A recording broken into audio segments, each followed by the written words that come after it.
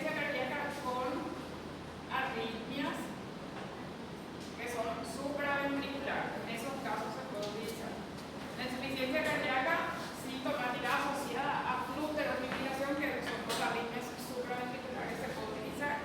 Y ahí tiene beneficios sobre las dos patologías, tanto la arritmia, porque va a controlar la frecuencia, y la insuficiencia cardíaca sistólica sintomática también. Entonces va a mejorar la clase funcional del paciente. El paciente se va a cansar menos, va a tolerar mejor la actividad física, el paciente va a tener menos dificultad respiratoria, menos episodios de ortorrea o de disfunción. Entonces mejora tanto la parte de la funcionalidad ventricular como también ayuda a controlar la frecuencia cardíaca del paciente. En estas arritmias lo que se busca principalmente es controlar la frecuencia, hacer que sea más difícil que dispare su frecuencia, que no sea muy taquicárdico el paciente.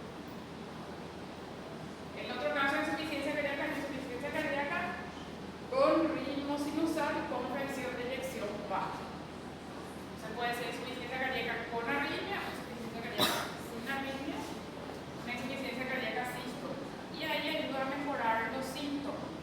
Ahí dice insuficiencia cardíaca sintomática. Los pacientes que ya tienen todo, ya está recibiendo su IECA o su ARA2, ya está recibiendo sus beta bloqueantes, ya está recibiendo su diurético, ya está recibiendo espironolactona, por ejemplo.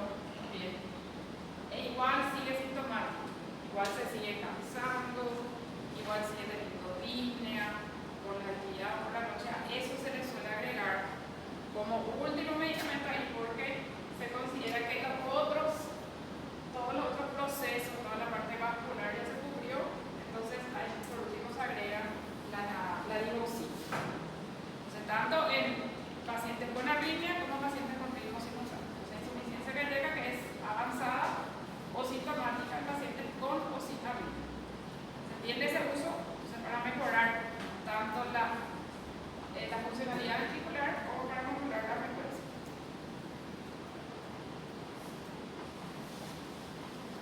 La dioxina es un medicamento que no mejora o no modifica la sobrevida del paciente. Estos medicamentos, sacando esto, toditos mejoran la sobrevida.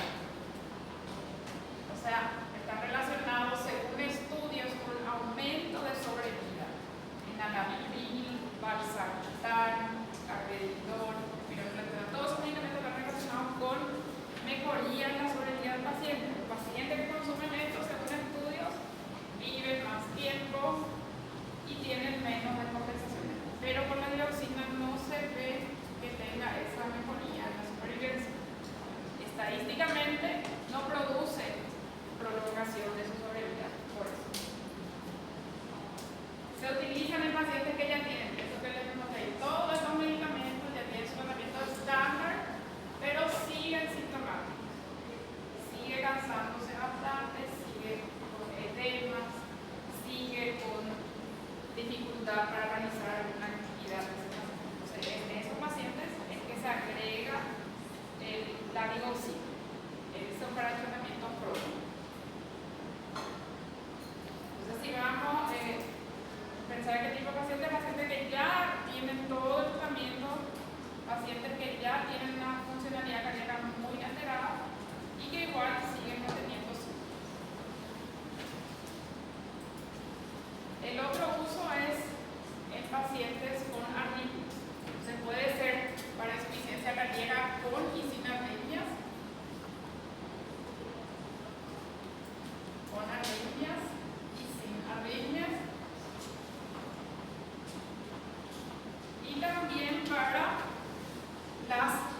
el tratamiento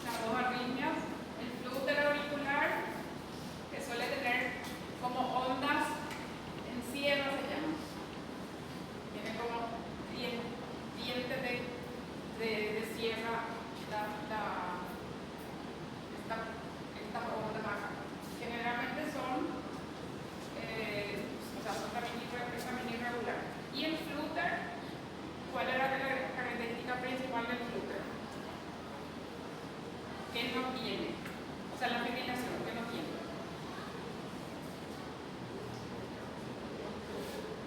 Está marcado ahí en lila, eso está marcado en lila. Una P. La fibrilación auricular no tiene una P, eso no se ve la una P. Y es totalmente irregular. Como ven acá, en este que tiene el ritmo sinusal, los intervalos de los QRS son iguales. En cambio, en la fibrilación auricular no se ve una P y los intervalos entre los QRS son regulares. Esas dos arritmias son arritmias supraventriculares, fibrilación auricular y flúter auricular, y esas arritmias son las que más responden al tratamiento con dioxina. La otra arritmia es la supraventricular, la taquicardia paroxística supraventricular, pero que tiene una morfología diferente. Se puede tratar con dioxina, pero preferentemente hay otras drogas para su tratamiento. La taquicardia paroxística supraventricular se suele ver en pacientes que no tienen otra cardiopatía. Es una arritmia de frecuencia alta, si ven dos cuadritos aproximadamente, creo que hay entre cada uno de los QRS, o sea, tiene una frecuencia alta, 150 aproximadamente. Tiene los complejos estrechos, y si miran así, o sea, mirando, no se ve que sea tan irregular, parece incluso regular, por la frecuencia alta que tiene. Esta arritmia se suele ver más en pacientes jóvenes. Se puede llegar a tratar con dioxina, pero hay otros medicamentos que mejoran, que producen más mejoría para la supra, que es la adenosina. Se puede usar, pero se puede usar la dioxina, pero mejor es la adenosina. Para las que sí sirven bien, para las arritmias que sí funciona bien la dioxina, es para esta fibrilación auricular y flúter auricular. La arritmia más frecuente, es la fibrilación auricular. La arritmia que más se ve en los pacientes, la que más fácilmente vamos a encontrar, es la fibrilación auricular. En los pacientes que son cardiópatas, que tienen valvulopatías, que tienen realmente estenosis mitral, la arritmia que más se ve es la fibrilación auricular. La arritmia más frecuente es esa y puede ser asintomática. Então você usa a dioxina para tratar a arritmia. Só que ela também pode causar arritmia. También. Todos los antiarrítmicos pueden causar arritmia. Por eso los antiarrítmicos no son medicamentos que son muy seguros, porque el mecanismo que ellos tienen que hacer es bloquear algo que se produce en el corazón para poder actuar.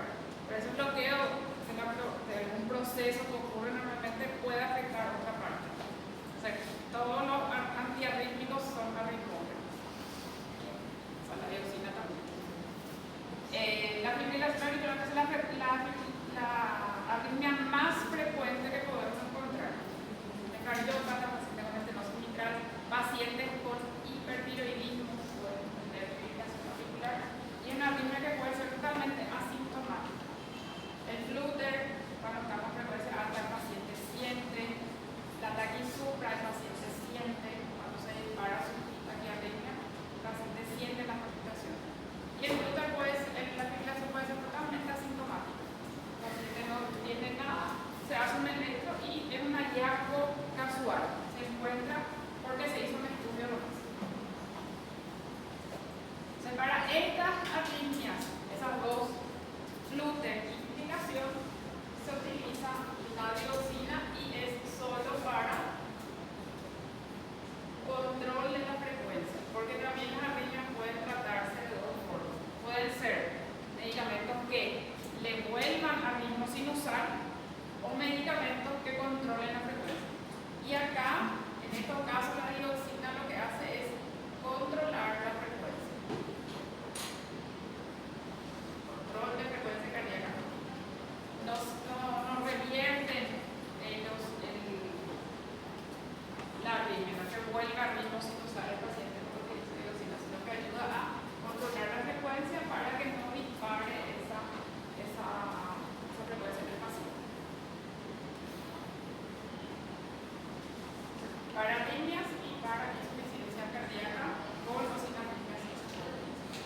Para la tenisupra, si no tenemos otro medicamento, podemos probar también la digoxina, pero esta es la primera línea de tratamiento de las arritmias supraventriculares, la adenosina.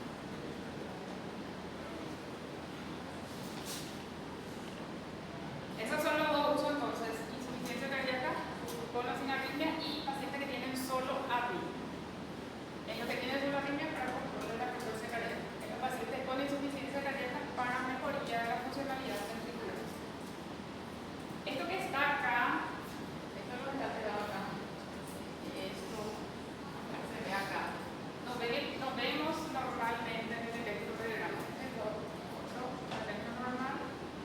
Nos vemos eso que en esa otra foto se ve acá, que es la cubeta digitálica. La cubeta digitálica se ve en pacientes que consumen digoxina y siempre se tiene que confundir. No es signo de intoxicación, es un signo de impregnación. El paciente que consume digitálicos puede tener en su electro una cubeta digitálica. Esta alteración, de que sea carreto, se ve esta alteración acá. No es un signo de intoxicación, es un signo de que consume. Puede estar intoxicado, puede estar, pero no es que te da el diagnóstico de intoxicación. Lo que la cubeta digitálica demuestra es que el paciente es consumidor de digoxina.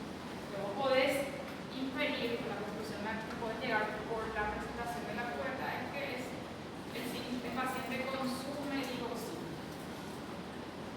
Es un signo electrocardiográfico clásico de digoxina, un descenso del segmento ST que tiene concavidad superior y acortamiento del T, y un signo de impregnación, un signo de que el paciente consume, que el miocardio está impregnado por digoxina. No es que es necesariamente por sí solo. También se ve acá el signo de la impregnación digitálica, de la cubeta digitálica.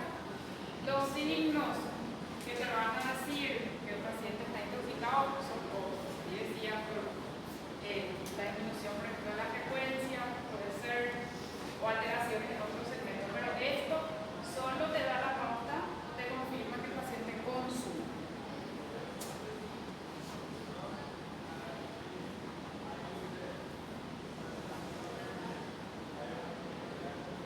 La intoxicación digitálica es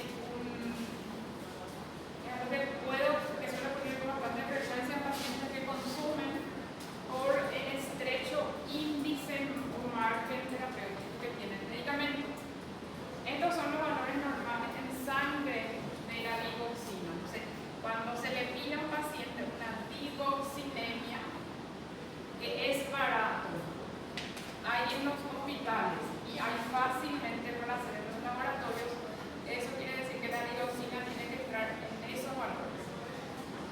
De 0,5 a 2 nanogramos por mililitro es el valor normal. Si está por encima de eso, el valor está fuera del rango del paciente. Se recomienda que incluso tenga de 0,5 hasta 1, se considera que es más seguro. Que generalmente cuando está por encima de 1, el paciente ya puede tener efectos adversos. Y las manifestaciones de una intoxicación son tanto cardíacas como extracardíacas.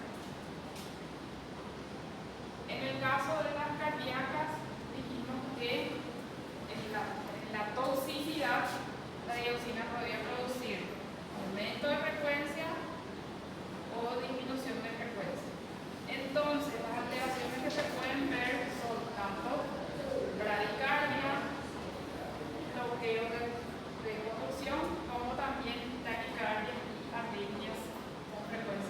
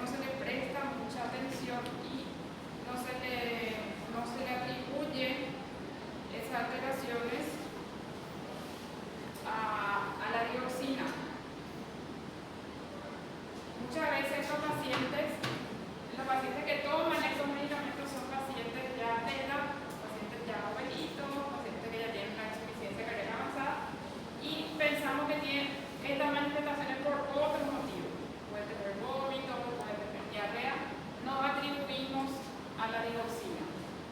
Puede tener una alteración neurológica que no atribuimos a la digoxina. Puede tener alteraciones psiquiátricas que no atribuimos a la digoxina. Entonces hay que pensar si es una digoxina que puede estar intoxicado ese paciente con digoxina. Buscamos solo lo que es cardiológico y no miramos el resto de las alteraciones. Es un medicamento que puede producir también ginecomas, digamos, ahora en el sistema crónico.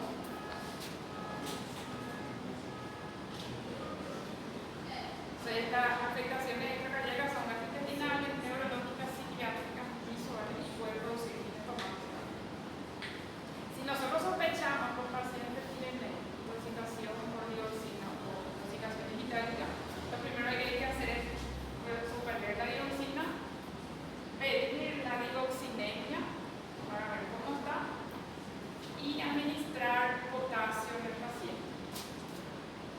¿En qué te parece que va a ayudar el potasio? ¿Qué significa que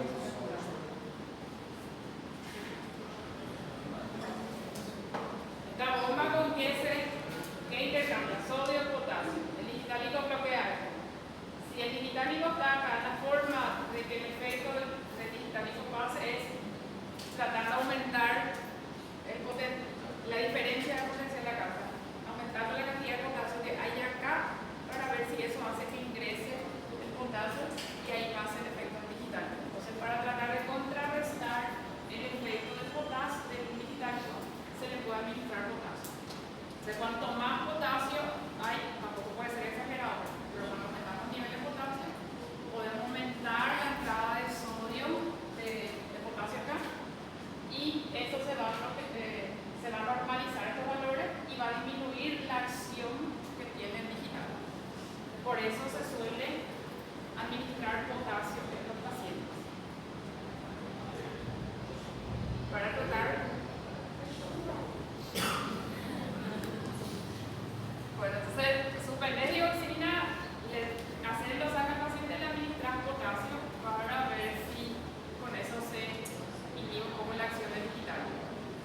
Se tiene que ver si la dosis que se está dando es la correcta para la edad, en relación al peso y la funcionalidad renal.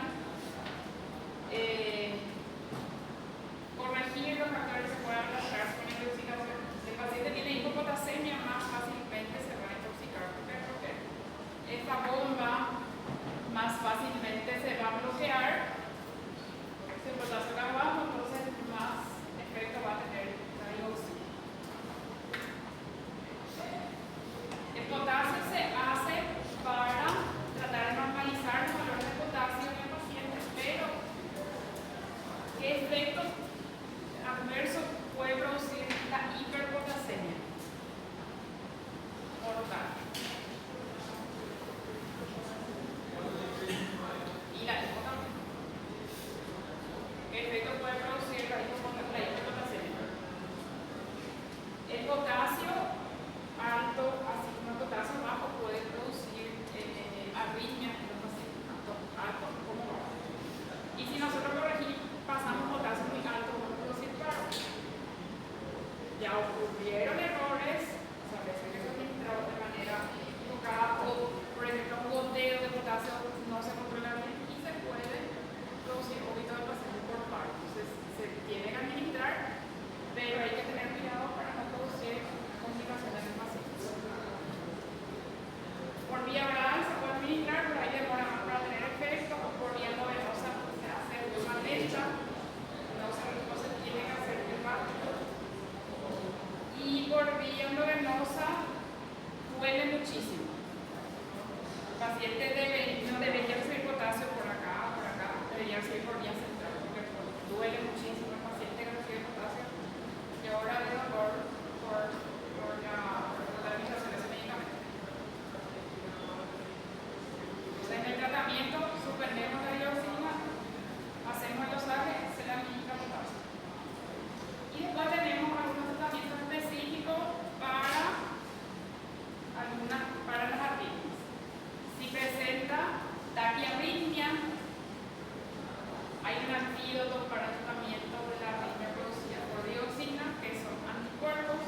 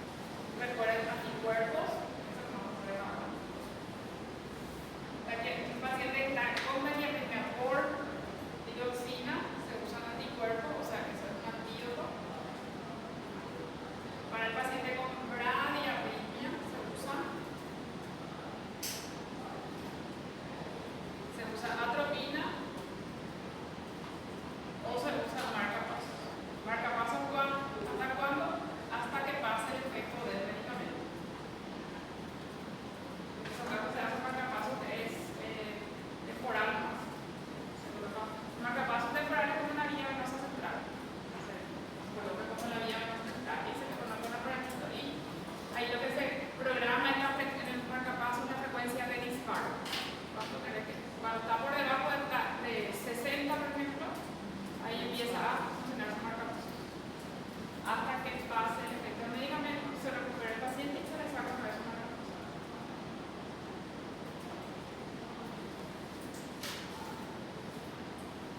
¿Cómo empezamos el tratamiento del paciente con digoxina? Entonces, si es un medicamento que es inseguro, que tiene un rango terapéutico estrecho, es un medicamento que es útil porque es el único enotrópico positivo que se puede administrar por vía oral, es barato, pero produce bastante efectos adversos. Hay que ver bien, calcular bien la dosis que se le da al paciente, de acuerdo a la edad, de acuerdo al peso, controlar los niveles de potasio y el clearance de creatinina.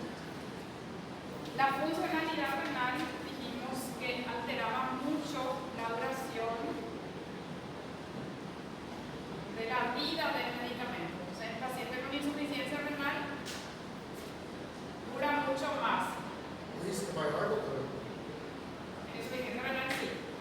Se dobla, se triplica el efecto del medicamento, dura mucho más tiempo. Entonces, la duración es mucho mayor en pacientes con insuficiencia renal.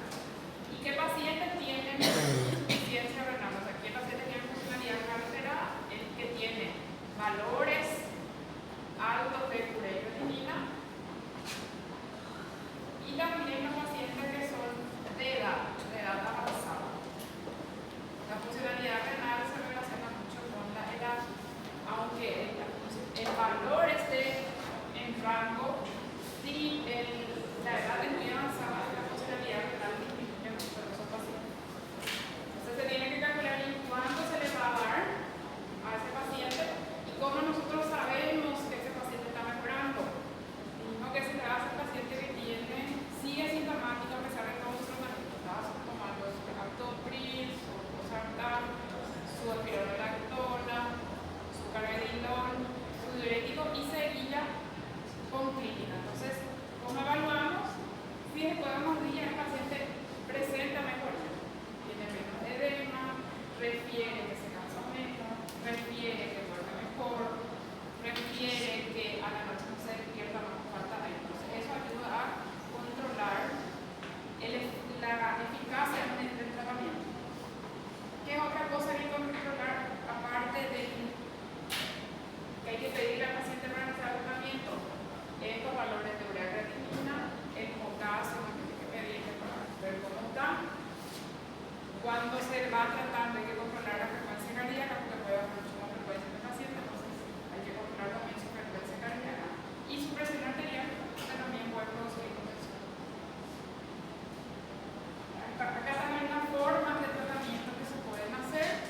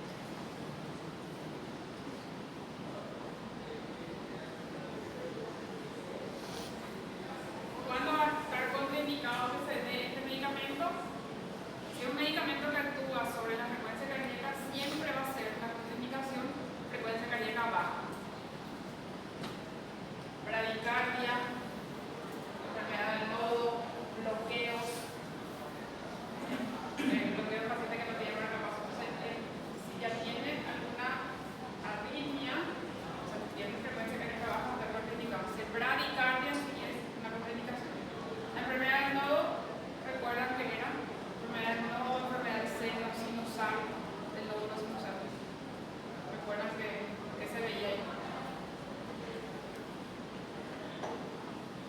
La enfermedad del nodo, el nodo está medio alterado. O sea, a veces está con taquicardia, a veces está con bradicardia. En esos trastornos que tiene el paciente no se puede hacer antiarrítmicos, se tiene que hacer marcapasos. Si el nodo no está funcionando, se tiene que poner marcapasos al paciente. Lo primero que hay que hacer ahí en el nodo es colocar un marcapasos al paciente y después se le puede dar un medicamento, pero no se puede tratar con medicamentos que bajan la frecuencia. Si el paciente tiene frecuencia baja por bradicardia sinusal o por alguna arritmia, no se tiene que aplicar con medicamentos. Si hay alteraciones en los electrolitos tampoco, porque eso va a potenciar la acción de la diuresis. El potasio bajo, o si el calcio está muy alto, va a potenciar la acción de la diuresis. ¿Por qué esas dos alteraciones? Porque el potasio bajo acá afuera va a hacer que el digitálico tenga acción más fácilmente. El calcio alto acá, ¿qué va a hacer? Va a hacer que más fácilmente este intercambiador se active, se va a traer más fácilmente calcio en la célula del paciente. Entonces, por eso hay que corregir esos electrolitos antes de administrar al paciente la medicación. Sus contraindicaciones principales, entonces, disminución de frecuencia cardíaca o bradicardia y alteraciones electrolíticas. Alteraciones electrolíticas, hipopotasemia e hipercalcemia. Porque eso facilita la acción de la diuresis. También está contraindicado en los primeros días con infarto, es un medicamento que se da para insuficiencia cardíaca, que es a consecuencia de una isquemia. O sea, un paciente que tiene insuficiencia cardíaca porque tuvo infartos está indicado que reciba, pero no en los primeros días. Lo puede empeorar el infarto. Después sí puede recibir. En los primeros días después de un infarto, entonces no tiene que recibir. Contraindicaciones relativas son circunstancias que aumentan el riesgo de intoxicación digital. Por ejemplo, potasio alterado, el cálcio alterado, el perfil renal del paciente es algo relativo. Si yo tengo un paciente que tiene un perfil normal, le hago su cálculo, si está bien, puede recibir la medicación. De aquí a un mes viene a su control. Está alterado, yo puedo modificarle su medicamento o suspenderlo. Y después, si eso se normaliza, puedo agregar otra vez. Entonces, es una contraindicación relativa, depende de la situación. Y en insuficiencia cardíaca diastólica, porque va a estar contraindicado en eso.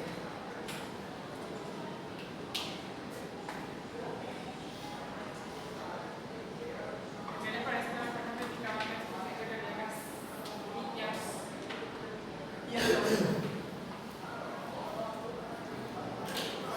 Causa de insuficiencia cardíaca diastólica.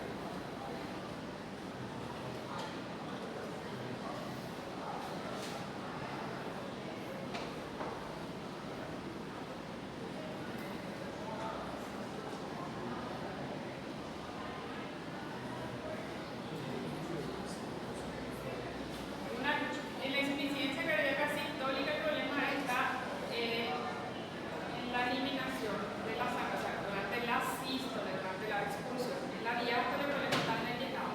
Una de las causas es una cardiomiopatía obstructiva, la miocardiopatía hipertrófica. Y no tiene sentido darle a un paciente que tiene un miocardio engrosado un neutrópico positivo. Eso no va a contribuir a su insuficiencia cardíaca. El tratamiento ahí tiene que ser por lo contrario. ¿Qué tipo de medicamento va a estar indicado en miocardiopatía hipertrófica?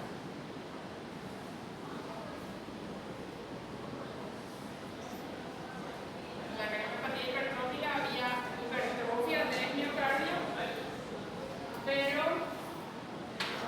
la vascularización era igual a la de cualquier otro corazón. Entonces, ¿qué tipo de medicamentos estaría indicado en este caso?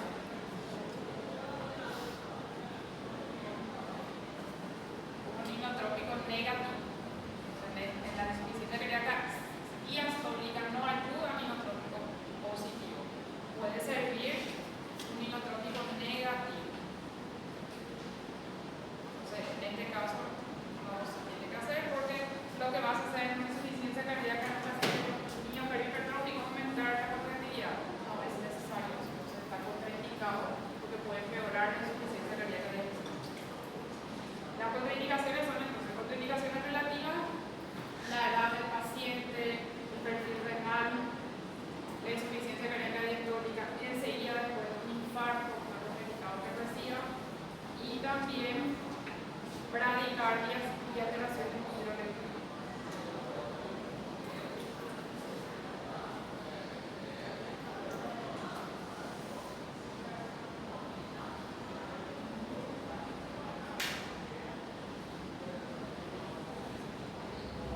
¿Alguna pregunta? Então, o miocárdio hipertrófica e bradicardia são a tentativa mais indicada. En la microcardia hipertrófica, inotrópico negativo.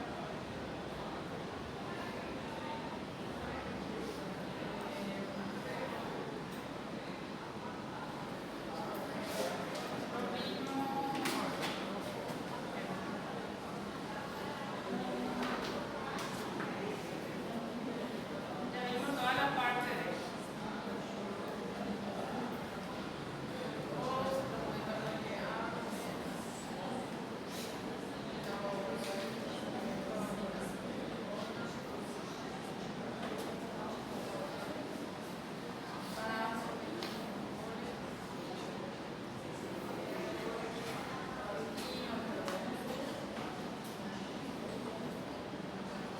y esta, nosotros ya vimos la parte de tratamiento de insuficiencia cardíaca. Lo que actúa sobre la parte neuromoral, llega a la voz, beta-PTA, carbonizar la testosterona, los vasodilatadores, los inotrópicos también. Lo que nos falta ver la parte